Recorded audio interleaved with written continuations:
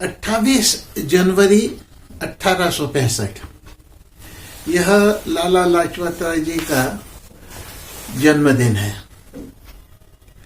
लेकिन जो हमारे देश की सामाजिक परिस्थिति बनी है, उसके कारण अपने ही देशभक्तों के बारे में जानने समझने वालों की संख्या हमारे यहाँ कम है, क्योंकि एक तो शिक्षा में उसका समावेश न होना है और उनको लेकर समाज में जिस प्रकार के व्यापक कार्यक्रम होना और उसकी जानकारी बच्चों तक पहुंचने की जरूरत है, वो न हो पाने का कारण ये है। एक ऐसा व्यक्तित्व जिसने अंग्रेज सरकार को हिला दिया था, बहुमुखी प्रतिभा के धनी थे। शायद ही ऐसा कोई काम हो जो लाला लाजपत राय जी ने नहीं किया हो, क्योंकि उनकी मान्यता थी कि मनुष्य का जो जीवन मिला है वह देश का काम करने के लिए मिला है। जिस समय स्वामी श्रद्धानंद जी की हत्या कर दी गई थी, तो बाद में उन्होंने कहा था कि मनुष्य को जो मृत्यु है वो इसी प्रकार की मिलनी चाहिए कि उसका कार्य इतना बोले कि विरोध करने वालों के मन पर सांप लौटने चाहिए और वो इस बात के लिए मजबूर हो जाए, इतना प्रभाव हो उस काम का।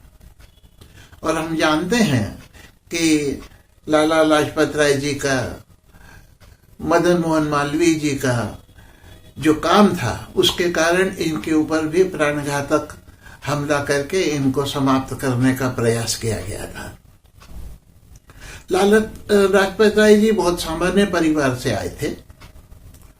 उनके पिताजी शिक्षक थे और इस कारण उनको अलग अलग स्थानों पर रह करके अपनी पढ़ाई पूरी करनी पड़ी थी।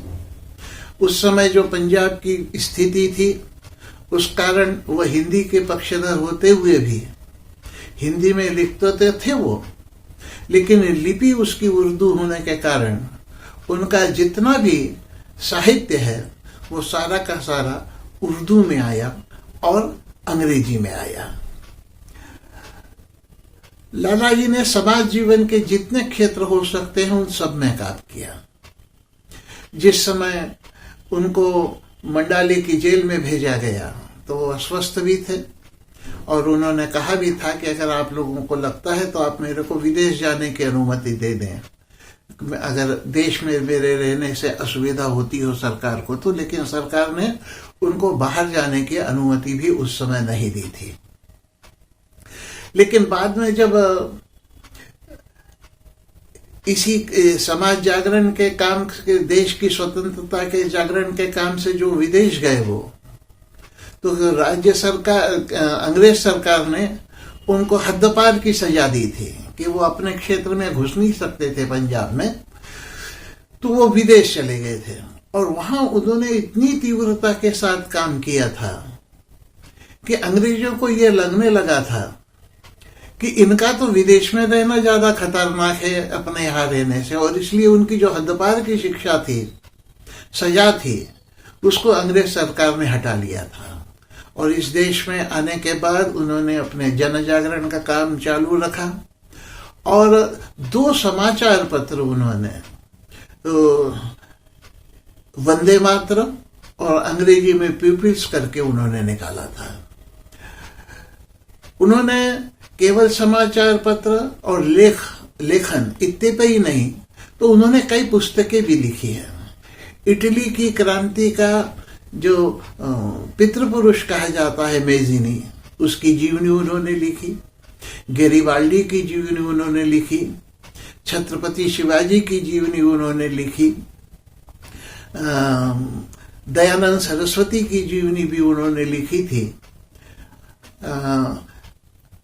ऐसे श्री कृष्ण, गीता के उद्घाटक जो थे श्री कृष्ण, उनके ऊपर भी उन्होंने जीवनी लिखी थी। हालांकि ये ठीक है कि ये सारी पुस्तकें उनकी हिंदी में न आने के कारण, हिंदी में लिखी होने पर हिंदी में न आने के कारण बहुत प्रचलित नहीं हो पाई थी। लेकिन जो लोग जानते और समझते थे उनके ऊपर इन पुस्तकों का बहुत गहरा प्रभाव पड़ा था। उनकी जो सर्वाधिक चर्चित पुस्तक रही अंग्रेजी में लिखी हुई वह थी दुखी भारत और अनहैप्पी इंडियंस करके वो पुस्तक थी। वो सर्वाधिक चर्चित रही, उसके ऊपर बड़ा चला। देश काम के लिए जो भी करना पड़े उसके लिए लाला लाजपत राय कभी पीछे नहीं हटे। स्वातंत्र्य वीर सावरकर ने 1857 का स्वतंत्रता संग्राम पुस्तक लिखी थी। हम जानते हैं कि सावरकर जी को काला पानी हुआ था बाद में। यह पुस्तक छपने के पहले ही अंग्रेज सरकार ने जब्त कर ली थी।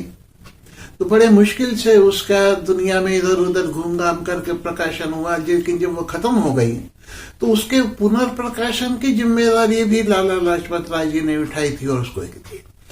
लाला लाजपत राय बहुत अच्छे वक्ता थे। ऐसा कहते थे कि युवकों में प्राण फूंकने की क्षमता उनमें थी। सब प्रकार से सरकार का असहयोग करना, और इसके लिए उन्होंने बहुत बड़ा जन आंदोलन चलाया था। और उसी के कारण जिस समय मॉन्टेग्यू और चेम्सफोर्ड ने जो सुधार लाए थे उसके कारण देश की स्थिति बड़ी खराब हो गई थी। तो उन सुधारों को लेकर के एक कमीशन, जिसको साइमन कमीशन नाम दिया गया था, उसको साइमन को भारत भेजा गया था। लेकिन पहले ही उसके कारण स्थिति खराब थी और साइमन कमीशन आकर के उस पर लीपापोती करने वाला था। इसलिए उस साइमन कमीशन का विरोध करना चाहिए। यह उस समय सारे जो राजनीतिक प्रयास करने वाले लोग थे उनकी ये मान्यता थी। और इसलिए यह तय किया गया कि साइमन जब भी हिंदुस्तान में आएंगे तो उनके किसी भी कार्यक्रम में शामिल नहीं हुआ जाएगा। उनका सब जगह पर विरोध किया जाएगा। वो बुलाएंगे उन मीटिंगों में नहीं जाया जाएगा। उनके जो स्वागत के कार्यक्रम होंगे उसमें सम्मिलित नहीं होंगे। और इसलिए जब लाहौर में साइमन कमीशन आने वाले थे तो वहीं स्टेशन पर ही उनका विरोध करने का तय किया गया और एक बहुत बड़ा जुलूस लेकर के लाला लाजपत राय स्वयं उसके पुरोधा थे। वो उसके आगे आगे चल रहे थे और उसका विरोध कर रहे थे। सरकार लाला लाजपत राय के प्रभाव को भी जानती थी और साइमन कमीशन का जो विरोध हो रहा था उसको भी जानती थी। इसलिए लाहौर में धारा 144 लगा दी गई थी। बहुत बड़ा जुलूस था, युवा भी बहुत बड़ी संख्या में थे और उन्होंने जो है इनको रोकने की कोशिश की। लेकिन लाला जी कहाँ रुकने वाले थे, वो आगे बढ़ते गए और अंग्रेज सरकार ने गिरफ्तार करने की जगह लाठीचार्ज शुरुआत की। सामान्यतः ऐसा नहीं होता है, भीड़ को तितर बितर करने के लिए लाठीचार्ज किया जाता है, लेकिन ये जो लाठीचार्ज किया गया था यह भीड़ को तितर बितर करने के लिए नहीं था, यह प्राणघातक था। और लाठीचार्ज में लाठियां कहीं हाथ पे मारी जाती है, कहीं पैर पे मारी जाती है, लेकिन सारी की सारी लाठियां उनके सीने पर लगी थी।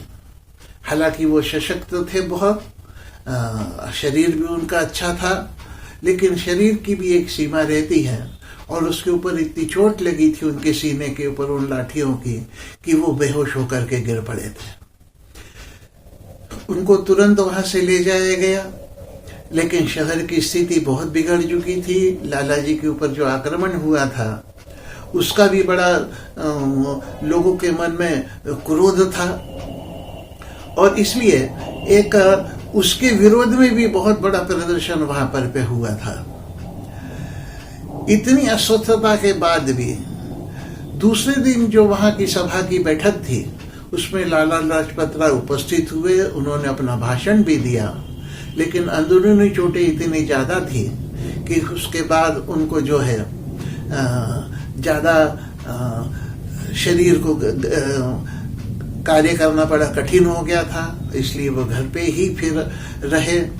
डॉक्टर धर्मवीर, बाद में जिनके लड़के भाई महावीर राज्यपाल बने हैं, वह उनकी चिकित्सा करने के लिए आते थे। उन्होंने अपनी तरफ से भरसक कोशिश की, लेकिन लाला जी का बुखार बाहर भले ही नहीं दिखाई देता था, लेकिन शरीर के अंदर बढ़ता चला जा रहा था। और आखिर में सीने पर जो अंग्रेज पुलिस की लाठियां लगी थी, उसी ने ही उनका प्राणांत कर दिया। तो एक ऐसा व्यक्ति जिसको नरसिंह कहना ही ठीक होगा। और जैसे मैंने कहा कि समाज जीवन का ऐसा कोई भी काम कर नहीं था जिसको लाला जी ने ना किया हो। जिस समय अकाल पड़ा और आज पंजाब हरियाणा जिसे हम कह सकते हैं, यहाँ 70,000 से अधिक बच्चे अनाथ हो गए थे। क्रिश्चियन मिशनरी तो ऐसे मौकों की तलाश में रहती है, और उन्होंने उन 70,000 बच्चों की व्यवस्था की।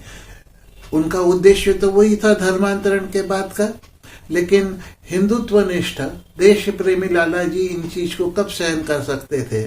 उन्होंने इसके लिए अनाथालय प्रारंभ किया और 2000 से अधिक बच्चों को उन्होंने उस अपने अनाथालय में रख करके वो किया।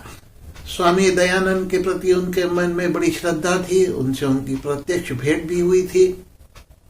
और स्वामी दयानंद के अचानक चले जाने के कारण उन्होंने सोचा कि स्वामी जी का जो कार्य है ये निरंतर चलना चाहिए। इसके लिए जो उनका विचार है दयानंद सरस्वती जी का, वो जीवित रहना चाहिए।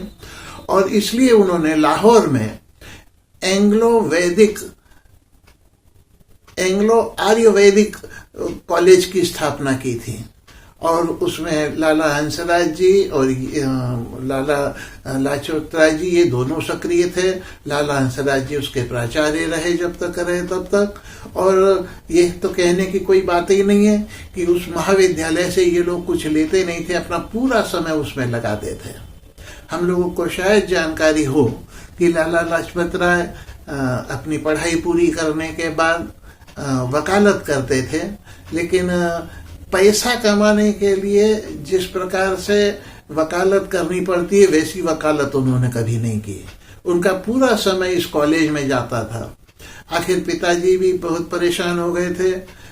लाला लाजपत राय जी की तब तक शादी हो चुकी थी, तो एक दिन उन्होंने शपथ ली पिताजी के प्रति श्रद्धा, और इस सब के कारण उन्होंने मानी और उन्होंने कॉलेज से अपने को अलग कर लिया। लेकिन फिर भी वो अपने साथियों के माध्यम से उस कॉलेज की पूरी चिंता करते रहे, लेकिन फिर भी कभी वो वकालत अपनी पूरी तरह से नहीं कर सके। और उन्होंने अपना पूरा जो जीवन है वो सारा जीवन देश कार्य के लिए लगाया, चाहे वो इस देश में रहे हों चाहे देश के बाहर रहे हों। दोनों जगह उन्होंने लोगों को जगाने का काम, देश को स्वतंत्र करने के लिए काम, और जो भी काम पड़े जिससे देश का गौरव बढ़ता हो या देश के ऊपर आए हुए लोगों के स्वाभिमान पे चोट पहुंची हो, उसमें सहायता करने का काम वो करते थे। जिस समय जालियांवाला बाग कांड हुआ तो उसके बाद उसके लिए समिति स्थापना करना, वहां एक स्मारक बनना चाहिए, उसके लिए धन संग्रह का काम करना, यह भी लाला लाजपत राय जी ने किया था। तो इस प्रकार हम कह सकते हैं कि एक बहुमुखी प्रतिभा का व्यक्ति जिसने अपना पूरा जीवन देश के लिए लगाया, और हमेशा वो यही कहते थे कि अगर व्यक्ति को मृत्यु भी आए तो वो अपने देश के लिए ही आनी चाहिए। ऐसे लाला लाजपत राय जी को श्रद्धांजलि अर्पित करना। उनका एक और ये कहना था कि अगर देश के किसी महापुरुष को इस प्रकार की मृत्यु आती है जो स्वाभाविक नहीं है, तो उसके बाद उसकी याद में रोते बैठने से काम नहीं चलेगा।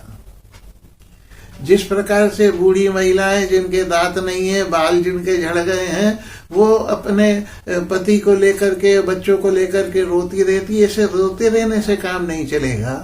तो ऐसी असामयिक मृत्यु जिस कारण से महापुरुष को आई है, उससे हमारे सीने में क्रोधाग्नि जलनी चाहिए और हमने उसका बदला लेने का प्रयत्न करना चाहिए। तो ये केवल लाला जी ने कहा नहीं, तो लाला लाजपत राय जी ने अपने जीवन से उसको साकार करके दिखाया था। उनको मैं अपनी श्रद्धांजलि अर्पित करता हूँ। जय हिंद, जय भारत।